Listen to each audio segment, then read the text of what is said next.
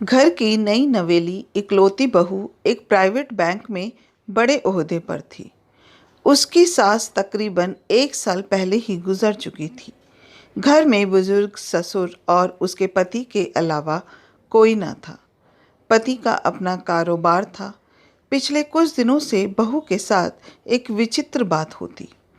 बहू जब जल्दी जल्दी घर का काम निपटा कर ऑफिस के लिए निकलती, ठीक उसी वक्त ससुर उसे आवाज़ देते और कहते, बहू, मेरा चश्मा साफ कर मुझे देती जा।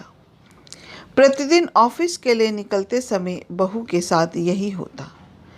काम के दबाव और देर होने के कारण कभी कभी बहू मन ही मन झल्ला जाती, लेकिन फिर भी अपने ससुर को कुछ बोल नहीं पाती। जब बहू अपने ससुर की इस आदत से पूरी तरह ऊब गई तो उसने पूरे माजरे को अपने पति के साथ साझा किया। पति को भी अपने पिता के इस व्यवहार पर बड़ा ताज्जुब हुआ, लेकिन उसने अपने पिता से कुछ नहीं कहा। पति ने अपनी पत्नी को सलाह दी कि तुम सुबह उठते के साथ ही पिताजी का चश्मा साफ करके उनके कमरे में रख दिया करो, फिर ये झमेला समाप्त हो जाएगा। अगले दिन बहू ने ऐसा ही किया और अपने ससुर के चश्मे को सुबह ही अच्छी तरह साफ करके उनके कमरे में रख आई। लेकिन फिर भी उस दिन वही घटना पुनः हुई और ऑफिस के लिए निकलने से ठीक पहले ससुर ने अपनी बहू को बुलाकर उसे चश्मा साफ करने के लिए कहा। बहू गुस्से में लाल हो गई, लेकिन उसके पास कोई चारा नहीं था। उसे ऑफिस के लिए देर हो रही थी। बहू के लाख उपायों के बावजूद ससुर ने उसे सुबह ऑफिस जाते समय आवाज़ देना नहीं छोड़ा। धीरे धीरे समय बीतता गया और ऐसे ही कुछ महीने निकल गए। अब बहू पहले से कुछ बदल चुकी थी। धीरे धीरे उसने अपने ससुर की बातों को नज़रअंदाज करना शुरू कर दिया और फिर ऐसा भी वक्त चला आया जब बहू अपने ससुर को बिल्कुल अनसुना करने लगी। ससुर के कुछ बोलने पर वह कोई प्रतिक्रिया नहीं देती और बिल्कुल खामोशी से अपने काम में मस्त रहती। गुजरते वक्त के साथ ही एक दिन बेचारे बुजुर्ग ससुर भी गुजर गए। समय का पहिया कहाँ रुकने वाला था। वो घूमता रहा घूमता रहा। छुट्टी का एक दिन था। अचानक बहू के मन में घर की साफ सफाई का ख्याल आया। वो अपने घर की सफाई में जुट गई। तभी सफाई के दौरान मृत ससुर की डायरी उसके हाथ लग गई। बहू ने जब अपने ससुर की डायरी को पलटना शुरू किया तो उसके एक पन्ने पर लिखा था, दिनांक 26 अक्टूबर 2019।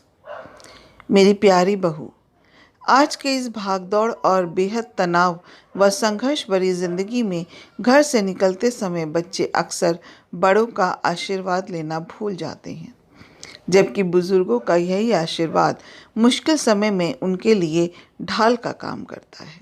बस इसलिए जब तुम प्रतिदिन मेरा चश्मा साफ कर मुझे देने के लिए झुकती थी तो मैं मन ही मन अपना हाथ तुम्हारे सिर पर रख देता था, क्योंकि मरने से पहले तुम्हारी सास ने मुझसे कहा था कि बहू को अपनी बेटी की तरह प्यार से रखना और उसे ये कभी भी मत महसूस होने देना कि वो अपने ससुराल में है और हम उसके माँ बाप नहीं हैं। उसकी छोटी मोटी गलतियों को उसकी नादानी समझकर माफ़ कर देना। वैसे मैं रहूं या ना रहूं, मेरा आशीष सदा तुम्हारे साथ है बेटा। सदा खुश रहो। अपने ससुर की डायरी को पढ़कर बहू फूट फूट कर रोने लगी। आज उसके ससुर को गुजरे ठीक 2 साल से ज़्यादा समय बीत चुके हैं, लेकिन फिर भी वो रोज़ घर से बाहर निकलते समय अपने ससुर का चश्मा अच्छी तरह साफ कर उनके टेबल पर रख दिया करती थी, उनके अनदेखे हाथ से मिले आशीष की लालसा में। अक्सर हम जीवन में रिश्तों का महत्व महसूस नहीं कर पाते, चाहे वो किसी से भी हो, कैसा भी हो, और जब तक महसूस करते हैं तब तक वह हमसे बहुत दूर जा चुका होता है। प्रत्येक रिश्तों की अहमियत और उनका भावनात्मक कद्र बेहद ज़रूरी है, अन्यथा ये जीवन व्यर्थ है।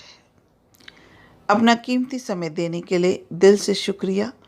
अगर आपको ये कहानी अच्छी लगी हो तो एक लाइक कीजिएगा, शेयर कीजिएगा और मेरे चैनल को सब्सक्राइब करना मत भूलिएगा।